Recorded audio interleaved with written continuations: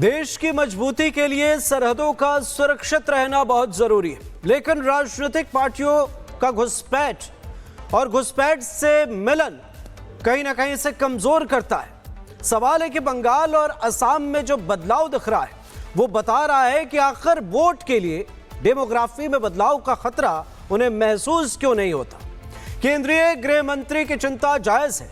कड़े नियम उन चिंताओं को दूर करने का कारगर उपाय भी है, जिससे कई राजनीतिक पार्टियों के पेट में दर्द हो रहा है। क्या है यह मामला, एक खास रिपोर्ट के जरिए आपको दिखाते हैं।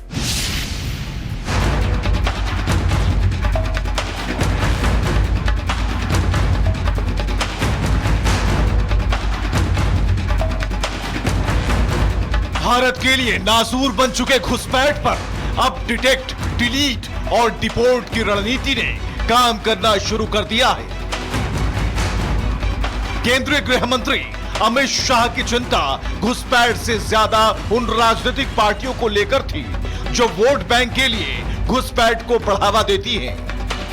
फिर सवाल यह भी था कि गुजरात और राजस्थान में भी सीमाएं लगती हैं, लेकिन वहां पर घुसपैठ नहीं होती। फिर असम और बंगाल में ही क्यों?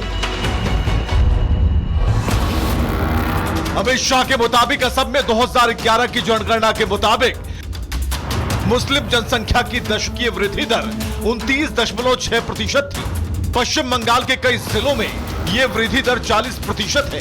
कई सीमावर्ती क्षेत्रों में यह 70% तक पहुंच गई है। यह स्पष्ट प्रमाण है कि अतीत में घुसपैठ हुई है।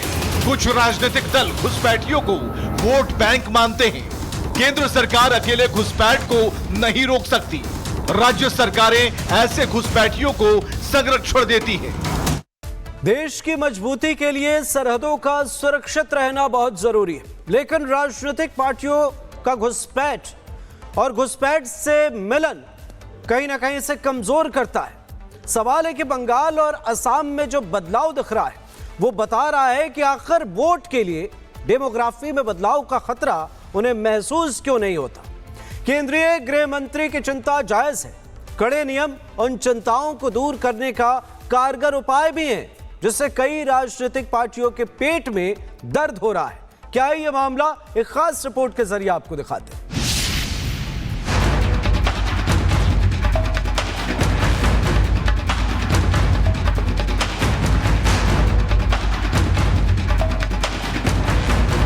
भारत के लिए नासूर बन चुके घुसपैठ पर अब डिटेक्ट, डिलीट और डिपोर्ट की रणनीति ने काम करना शुरू कर दिया है।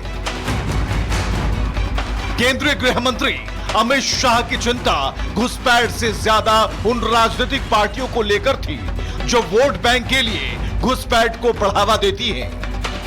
फिर सवाल यह भी था कि गुजरात और राजस्थान में भी सीमाएं लगती हैं, लेकिन वहां पर घुसपैठ नहीं होती। फिर असम और बंगाल में ही क्यों? अमित शाह के मुताबिक असम में 2011 की जनगणना के मुताबिक मुस्लिम जनसंख्या की दशकीय वृद्धि दर 29.6% थी। पश्चिम बंगाल के कई जिलों में यह वृद्धि दर 40% है।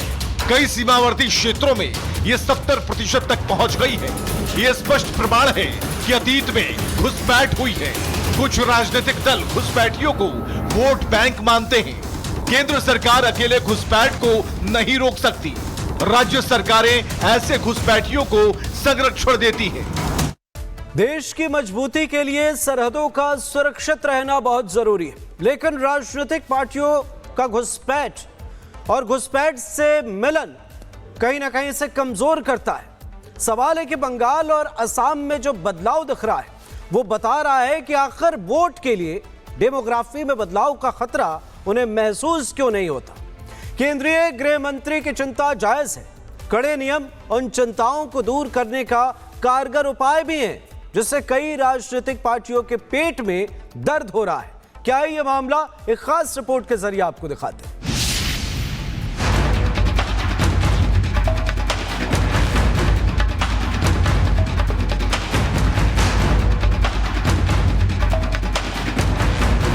भारत के लिए नासूर बन चुके घुसपैठ पर अब डिटेक्ट, डिलीट और डिपोर्ट की रणनीति ने काम करना शुरू कर दिया है।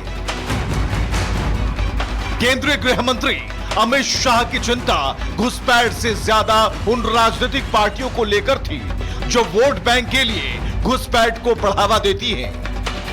फिर सवाल यह भी था कि गुजरात और राजस्थान में भी सीमाएं लगती हैं, लेकिन वहां पर घुसपैठ नहीं होती। फिर असम और बंगाल में ही क्यों? अमित शाह के मुताबिक असम में 2011 की जनगणना के मुताबिक मुस्लिम जनसंख्या की दशकीय वृद्धि दर 29.6% थी। पश्चिम बंगाल के कई जिलों में यह वृद्धि दर 40% है। कई सीमावर्ती क्षेत्रों में यह 70% तक पहुंच गई है।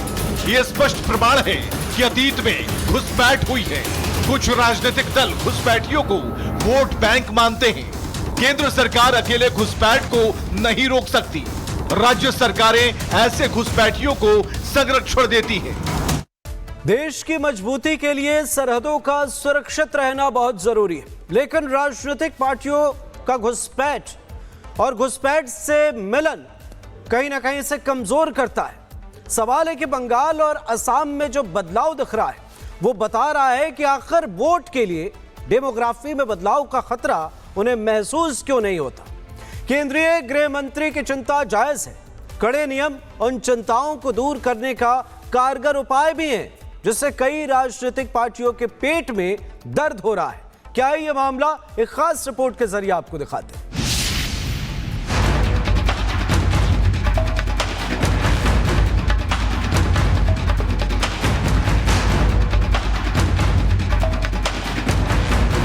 भारत के लिए नासूर बन चुके घुसपैठ पर अब डिटेक्ट, डिलीट और डिपोर्ट की रणनीति ने काम करना शुरू कर दिया है। केंद्रीय गृह मंत्री अमित शाह की चिंता घुसपैठ से ज्यादा उन राजनीतिक पार्टियों को लेकर थी जो वोट बैंक के लिए घुसपैठ को बढ़ावा देती हैं। फिर सवाल यह भी था कि गुजरात और राजस्थान में भी सीमाएं लगती हैं, लेकिन वहां पर घुसपैठ नहीं होती। फिर असम और बंगाल में ही क्यों? अमित शाह के मुताबिक असम में 2011 की जनगणना के मुताबिक मुस्लिम जनसंख्या की दशकीय वृद्धि दर 29.6% थी। पश्चिम बंगाल के कई जिलों में यह वृद्धि दर 40% है। कई सीमावर्ती क्षेत्रों में यह 70% तक पहुंच गई है। यह स्पष्ट प्रमाण है कि अतीत में घुसपैठ हुई है। कुछ राजनीतिक दल घुसपैठियों को वोट बैंक मानते हैं। केंद्र सरकार अकेले घुसपैठ को नहीं रोक सकती। राज्य सरकारें ऐसे घुसपैठियों को संरक्षण देती हैं। देश की मजबूती के लिए सरहदों का सुरक्षित रहना बहुत जरूरी है, लेकिन राजनीतिक पार्टियों का घुसपैठ और घुसपैठ से मिलन कहीं ना कहीं इसे कमजोर करता है। सवाल है कि बंगाल और असम में जो बदलाव दिख रहा है वो बता रहा है कि आखिर वोट के लिए डेमोग्राफी में बदलाव का खतरा उन्हें महसूस क्यों नहीं होता। केंद्रीय गृह मंत्री की चिंता जायज है।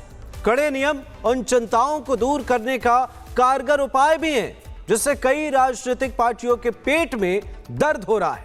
क्या है यह मामला, एक खास रिपोर्ट के जरिए आपको दिखाते हैं।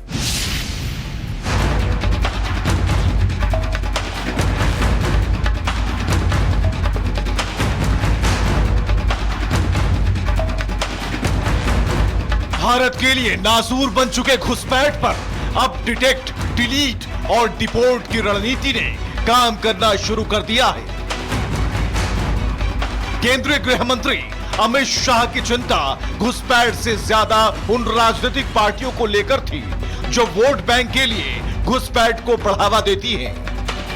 फिर सवाल यह भी था कि गुजरात और राजस्थान में भी सीमाएं लगती हैं, लेकिन वहां पर घुसपैठ नहीं होती। फिर असम और बंगाल में ही क्यों?